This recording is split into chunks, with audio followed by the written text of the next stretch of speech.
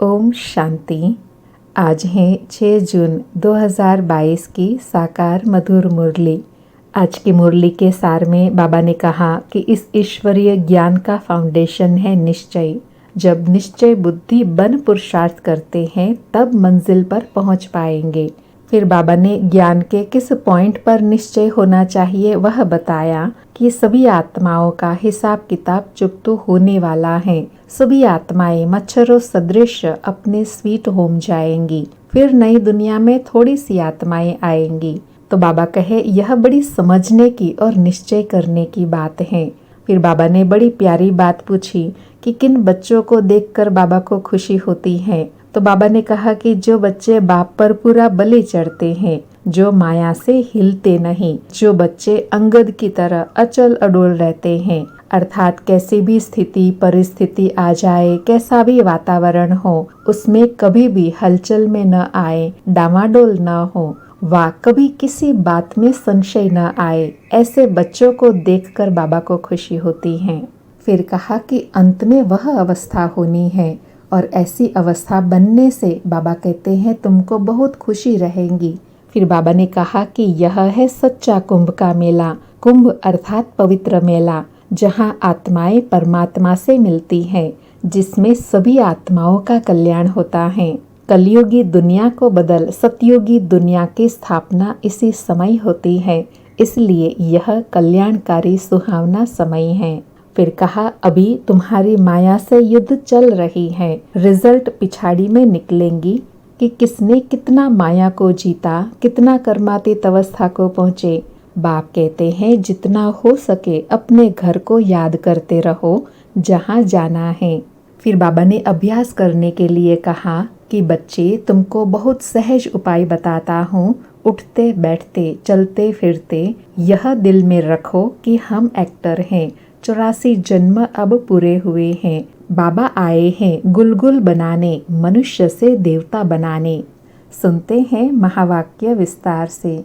आज बाबा कहे ज्ञान का फाउंडेशन है निश्चय। निश्चय बुद्धि बन पुरुषार्थ करो तो मंजिल तक पहुंच जाएंगे। आज मुरली में प्रश्न है कौन सी एक बात बहुत ही समझने और निश्चय करने की है। तो बाबा ने उत्तर में कहा कि अब सभी आत्माओं का हिसाब किताब चुकतू होने वाला है। सभी मच्छरों सदृश जाएंगे अपने स्वीट होम। फिर नई दुनिया में थोड़ी सी आत्माएं आएंगी। यह बात बहुत ही समझने और निश्चय करने की है। दूसरा प्रश्न है बाप किन बच्चों को देख खुश होते हैं। बाप किन बच्चों को देख खुश होते हैं। तो बाबा ने उत्तर में कहा जो बच्चे बाप पर पूरा बलि चढ़ते हैं, जो माया से हिलते नहीं, अर्थात अंगद की तरह अचल अडोल रहते हैं, ऐसे बच्चों को देख बाप खुश होते हैं। आज मुरली में गीत बजा धीरज धर मनवा धीरज धर। धारणा के लिए सार हैं। पहला, उठते बैठते चलते अपने को एक्टर समझना है। दिल में रहे हमने 84 जन्मों का पार्ट पूरा किया, अब घर जाना है, देही अभिमानी हो रहना है। दूसरा, निश्चय बुद्धि हो कांटों से फूल बनने का पुरुषार्थ करना है। माया से युद्ध कर विजयी बन कर्मातीत बनना है। जितना हो सके अपने घर को याद करना है। आज बाबा ने वरदान दिया अपने हल्केपन की स्थिति द्वारा हर कार्य को लाइट बनाने वाले बाप समान न्यारे प्यारे भव। अपने हल्केपन की स्थिति द्वारा हर कार्य को लाइट बनाने वाले बाप समान न्यारे प्यारे भव। स्पष्टीकरण है मन बुद्धि और संस्कार आत्मा की जो सूक्ष्म शक्तियाँ हैं, तीनों में लाइट अनुभव करना, यही बाप समान न्यारे प्यारे बनना है। क्योंकि समय प्रमाण बाहर का तमो प्रधान वातावरण मनुष्य आत्माओं की वृत्तियों में भारीपन होगा। जितना बाहर का वातावरण भारी होगा उतना आप बच्चों के संकल्प कर्म संबंध लाइट होते जाएंगे और लाइटनेस के कारण सारा कार्य लाइट चलता रहेगा।